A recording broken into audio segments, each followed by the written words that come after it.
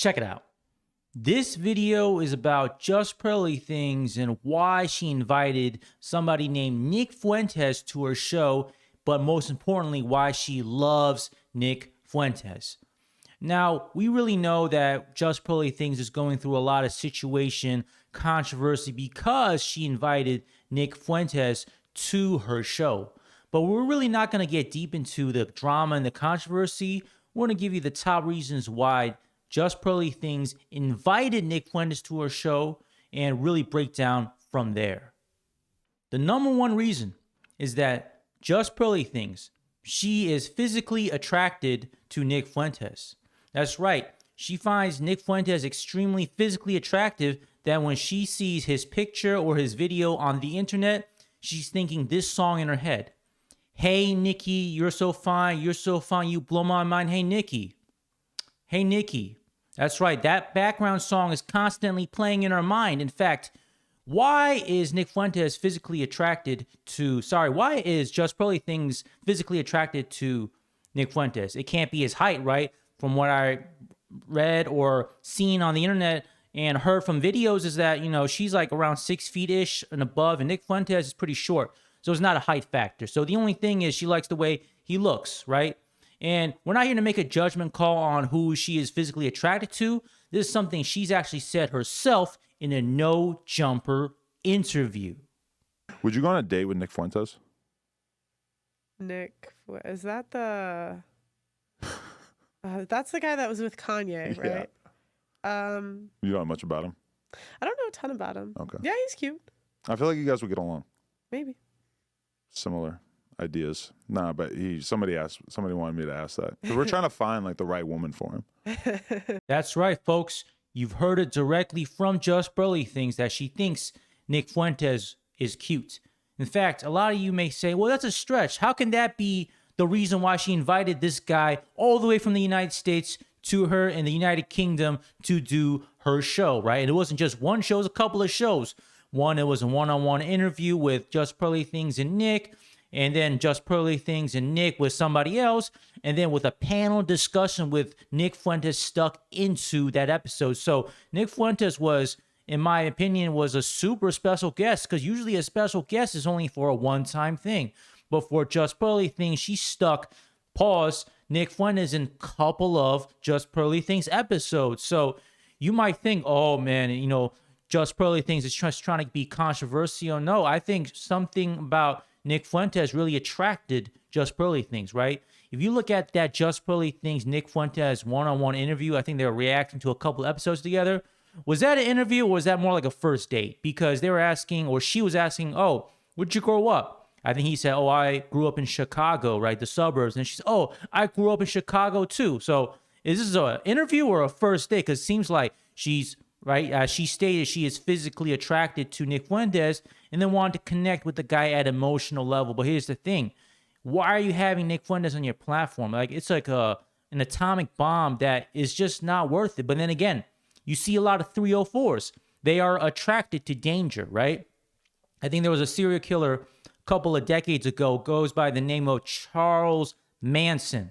Super killer. Except Charles Manson had a group of 304s who were really willing to, help him. They were in love with him, despite the fact that he was killing people. He had a factor of danger. In fact, it seems ironic that the more dangerous he was, the more attractive he seemed. So now I'm not saying that Nick Fuentes is like a Charles Manson, but he has a dangerous factor to him, right?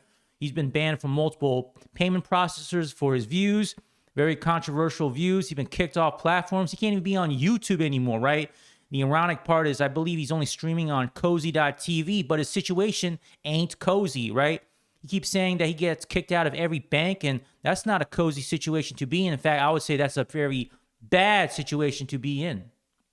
Now, we know that Just Pearly Things is crazy, but with her inviting Nick Fuentes from the United States to the United Kingdom, we can say that she is super crazy. And I'm not talking about the professional wrestler. You see, a lot of Just Pearly Things shows, she'll say some crazy stuff that she doesn't even believe in, right? She's just saying it because she thinks it would incite some type of controversy, some type of moment, right? For example, she would say things in the vein of, oh, women are lesser than men. Here's the thing, Just Pearly Things, you are a woman. You don't even believe that phrase. You're just saying because you think it would be, pause, red meat for your audience, right? Because the thing is, when people press Just Pearly Things for her statements, she would back away saying, hey, time out, time out. There's no time out. This is a live show. You got to defend your position. And if you can't really defend your position, don't say it at all. You see, the thing is like, it's starting to get to a point where like, yo, do you even believe the things you are saying? Right? For example, I get, let's say you are side A and side B, when side B is not really representing side B well and starts really being like a 180, even side A is questioning, what's going on here? It doesn't make sense that you are having these type of viewpoints, right? Something is going on. And I really think Just Pearly Things miscalculated, right? What I think really happened was she had a controversial guest like Andrew Tate, did big numbers, did big things. So she thought she could step it up and repeat the same type of magic with another controversial person like Nick Fuentes. But here's the problem. Nick Fuentes, no offense, ain't really got a following like Andrew Tate.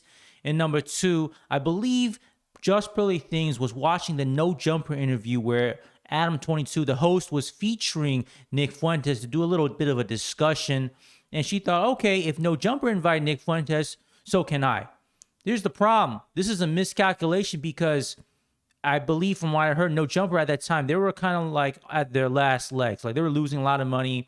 And the owner, Adam22, felt, let me do something big. Let me take a risk to really put some magic back inside No Jumper, right? Because I'm in the red.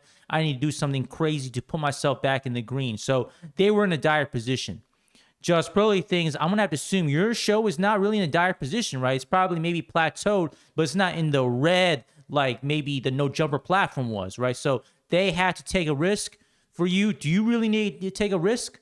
Probably not. In fact, I would argue back previously that her, maybe not her lust, but her liking of Nick Fuentes influenced her thinking and maybe rationalized saying, oh, it's going to bring in views. He's a great character. But the root thing that caused Just Pearly Things to look at Nick Fuentes was she was initially physically attracted to him. From there, it started to branch out to whatever reasoning you had. But without that physical attraction Just Pearly Things has for Nick Fuentes, none of the other reasons were built upon. So all in all, I just think Just Pearly Things is crazy. Finally, I think Just Pearly Things, the reason why she can go as controversial by inviting Nick Fuentes and doing crazy stuff is she's got a fallback. That's right. In some of her interviews, she said that her dad was able to retire because he sold his startup software company and really be able to, have a pile of cash to retire, right?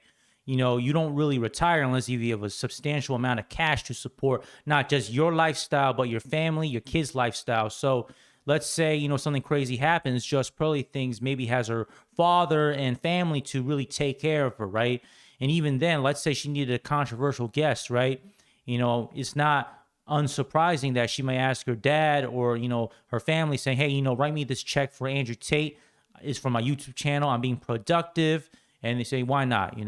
I think even the family pulled up to the United Kingdom or to her show to do a little bit of a family episode. So, Just Pearly Things has a fallback plan, or at least, somebody writing that checkbook to really help her make the moves that she needs to make the move. For example, I believe she mentioned that her manager used to work at the Daily Wire. So why would her manager who worked at the Daily Wire quit his job at the Daily Wire to manage Just Pearly Things? Maybe that manager is getting a big check somewhere, somehow to support Just Pearly Things. Because let's say I'm making good money at Daily Wire. Why would I quit to support you, Just Pearly Things, when I don't even know you like that prior to being on the show or part of the Just Pearly Things show?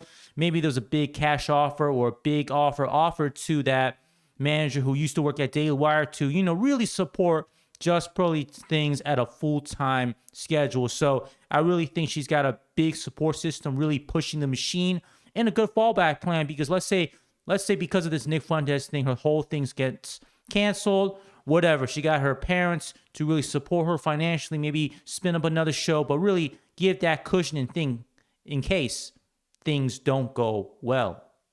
Anyways, I hope you enjoyed this video. Put a like and subscribe. Put a comment below if you got something to say about it. I'll see you all next time.